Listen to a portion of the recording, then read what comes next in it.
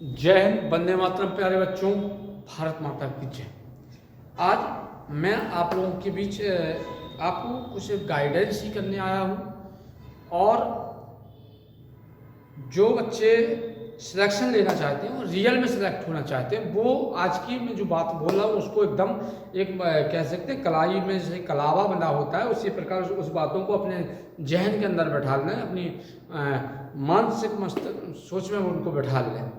बेटा, सिलेक्शन लेना और सिलेक्शन लेने के लिए तैयारी करना और पढ़ना बहुत अंतर है। कैसा? मैंने ऑब्जर्व किया है और मैं आप लोगों से इसलिए बोल रहा हूँ आज कि बच्चे कहते हैं मैं तैयारी तो कर रहा हूँ, लेकिन बेटा जैसे आपने कहा मैं घर से निकल रहा हूँ, आज मैं एक बात रखता हूँ। जैसे मैंने कहा मैं घर से निकल रहा हूँ और मुझे यहाँ आईडीए कोचिंग पहुँचना है, तो बेटा मुझे आईडीए कोचिंग जब पहुँचना है तो क्या आईडीए कोचिंग पहुँचने के लिए रूट मैंने यही जो सीधा रूट गया है अपनाया है, या मैंने आईडीए कोचिंग जाने के लिए इधर से पहले मैं घूमते घूमते घूमते घूमते ये राउंड लगाया आया और फिर से एक राउंड लगा लिया, फिर मुझे पता चला कि रास्ता तो यही था। कहने का मतलब है अगर जिंदगी में तैयारी करो ना यार, तो समय बर्बाद मत करिए। अगर तैयारी करना तो दिल से करिए, मन से कहिए, एकाग्रता से कहिए। बहकावा जिंदगी में नहीं आना चाहिए। बातें ये कहते नहीं कि कथनी और करनी में एक रूपता हो, बातें इरादे अलग अलग ना हो। कि मेरा मन तो कर रहा मैं जाके वहां से घूम भी लूँ, मैं मूवी भी देखा हूँ और मुझे सिलेक्शन भी लेना है। मूवी देखना मैं ये नहीं कह रहा बुराई, कभी कभार कुछ देख सकते हैं, लेकिन प्रथम फोकस बेटा क्या है, गोल क्या है आपका। उस गोल पे आपकी आंखें होनी चाहिए। जो आपका गोल बना हुआ है, इस गोल पे आपका टारगेट है, तो ये आपका प्रथम होना चाहिए मेरे बालक। कोई कभी घूमने का बहाना लेता है, कभी जाने का लेता है, कभी आने का लेता है। यार आप कब तक खुद से झूठ बोलोगे? कब तक इधर उधर घुमाते रहोगे अपने आप को? कब समझ आएगी यार? मध्यम वर्ग के परिवार के व्यक्ति हैं, कब तक इधर उधर? फिर बाद में कहोगे मैंने पढ़ाई तो की थी, मेरा नहीं हो पाया किसी का। ये सब कोई नहीं देखता मेरे भाई, कोई नहीं देखता। दुनिया सफलता देखती है और असफलता देखती है। अब आप क्या दिखा पा रहे हैं वो आपके ऊपर डिपेंड करता है। दूसरा नहीं आएगा कोई आपसे कि नहीं नहीं उसने पढ़ाई की थी, मुझे पता है वो बहुत पढ़ता था। ना ना ना, ऐसा कुछ नहीं। आपकी सच्चाई से आप वाकिफ हैं, दूसरा नहीं। आप झूठ भी खुद से बोल सकते हैं, सच भी खुद से बोल सकते हैं, और आपसे ज्यादा दुनिया में कोई आपको नहीं जान सकता है।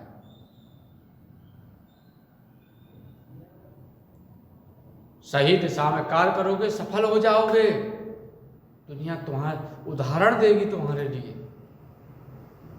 तो मैं ये कहूंगा कि सही बेटा पढ़ाई, अब इतने फार्म निकल रहे, सारा गोल एक सेट करिए, गोल के लिए लग जाइए। छोड़ दीजिए ना 6-7-8 महीने के लिए सब कुछ घूमना फिरना है, छोड़ दीजिए ना सब कुछ। 6-7 महीने लग के पढ़ाई कर लीजिए। उसके बाद एक बार आपका सिलेक्ट हो जाते हैं आप, तो उसके बाद फिर आप राजा हैं। अपने माता पिता भी पूरा आशीर्वाद देते हैं, गुरु के रूप में हम लोग भी पूरा आशीर्वाद। ठीक है भैया, सिलेक्ट है, आपको उससे क्या मतलब? अच्छा, अच्छी मेहनत की थी उसने, तो भाई इस लायक बनना है तो मेहनत तो करना पड़ेगा। घर से निकलना भी पड़ेगा और आगे चलना भी पड़ेगा। और तुम चाहोगे कि रास्ते में फूल ही फूल मिले, तो बेटा एक गलत बात है। फूल के साथ सूल भी मिलेंगे तो तुम्हें ऊपर चलना ही होगा, तभी निखर पाओगे आगे चल के। और निखर जाओगे ना तो तुम चमक जाओगे मेरे भाई, चमक जाओगे, है ना। क्रीम लगाने से 2 दिन तुम चमक सकते हो, लेकिन एक बार एक सरकारी जॉब का टैग लगाने से हमेशा के लिए चमक सकते हो। वो चमक लाओ ना, जिसके लिए प्रयास कर रहे हो। क्यों बहाने ढूंढते हो मेरे आने के लिए? मेरे यहाँ से ये साधन नहीं हो पा रहा है, मैं लेट हो गया इसलिए नहीं पहुँच पाया, मैं तैयारी इसलिए नहीं की, क्योंकि मुझे घर पे भी आपका बहुत सारा काम करना पड़ता था। नहीं नहीं, मेरे ऊपर और भी प्रेशर था। नहीं, मुझे दोस्तों को भी टाइम देना था। नहीं नहीं, मैंने जीवन में एक और गलती की थी। ये इस प्रकार की चीज़ें अगर बाद में आपको रोना पड़े तो कोई मतलब नहीं इन सब चीज़ों का बेटा। समय करने के बाद, पछताने के बाद कुछ नहीं मिलेगा। समय एक बार निकल जाएगा, जो हाथ से गया सो गया, वो कभी लौट के नहीं आएगा। हर मिनट हर कीमत आपका जरूरी है? अब भाई देखो, आप कितना समय कहाँ दे रहे हो ये तुम्हें पता है। असफल क्यों हो रहे हो तुम्हें पता है, सफल कितने हो पा रहे हो ये तुम्हें पता है। तो अपनी कमियों को खोजिए, लिखिए, कि आप में क्या कमी है।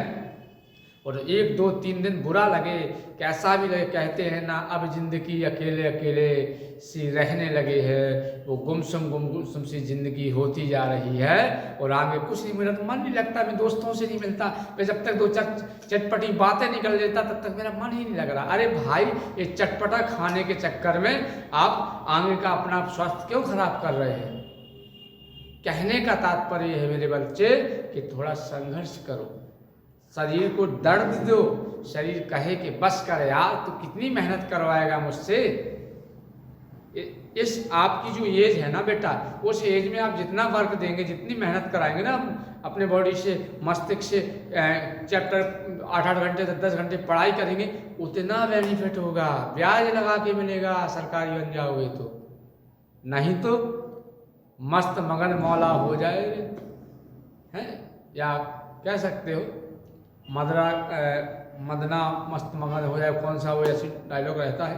तो उसमें आपको मतलब कहने का तात्पर्य किसी से लेना देना नहीं, केवल ये बात मैं कर रहा हूँ कि मस्त मगन होना है।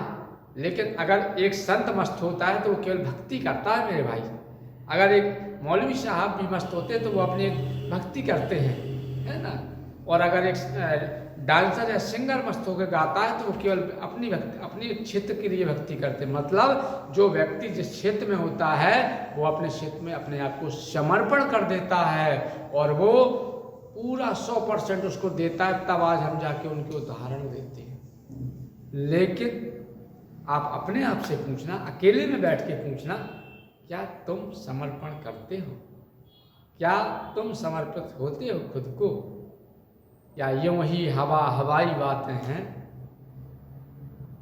कुछ टाइम के लिए सीरियस, मुझे पता है तुम अभी मेरे को सुनने के बाद एक दिन से ज़्यादा सीरियस नहीं रह पाओगे। एक दिन सीरियस रहोगे, उसके बाद फिर से उसी रास्ते पे आ जाओगे। मेरे भाई छोड़ दो सब। आप बहुत अच्छे, बहुत पढ़ते हैं, थोड़ा और पढ़ो, और ताकत लगाओ, है ना। किताबों से जितना आप करीब जाते जाएंगे उतना ही अच्छी फीलिंग आएगी, गुड फीलिंग आएगी, और एक दिन ऐसा होगा कि जल्दी ही पॉजिटिव रिजल्ट आपके सामने आ जाएगा। तो मेरा कहना यही है, कहने को तो बहुत कुछ है, लेकिन मेरा अभी कहना इतना ही है मेरे प्यारे भाई, मेरे प्यारे बच्चों, मेरी प्यारी बहनों छोटी छोटी। मेरा केवल इतना ही कहना है कि अगर मुझे जो गुरु मानते हैं तो अपने आप में परिवर्तन कर डालो। मुझे वो सहना चाहिए जो कहीं भी खड़े होकर कहते मैं पढ़ा हूँ और मुझसे पूछ लो कहाँ से क्या है।